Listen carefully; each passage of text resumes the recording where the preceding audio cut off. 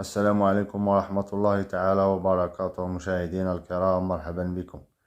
سوف أتحدث في هذا التفسير بصيغة المذكر ونفس التفسير للإناث، وإذا خصصت فهو لما خصصت له.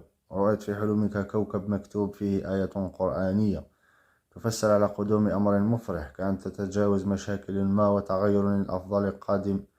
وإذا كنت تدرس فسوف تنال علم، وإذا كنت لا تدرس وتتكرر عليك رؤية المشاهير فسوف تصبح مشهورا في مجال ما مستقبلا. رؤية الفتاة غير المتزوجة لنزول بيت من السماء تفسر على أنها ستتزوج مستقبلا.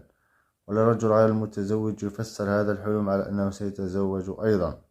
ورؤية المتزوجون وسواء كانوا رجال أو نساء لنزول بيت في الحلم تفسر على تغير الأفضل سيكون في حياتهم، وممكن بسبب مال سينالونه من جهة ما أو أمر آخر مفرح. ورأيت في حلمكم منظر طبيعي في السماء والسحب مرسومة تفسر على أمر مفرح قادم عليكم كزوال هموم وتغير للأفضل.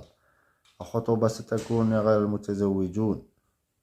وإذا حلمت الفتاة العزباء بلبس الحلي من قبل فهو زواج مؤكد. هنا ننهي الفيديو. السلام عليكم ورحمة الله تعالى وبركاته.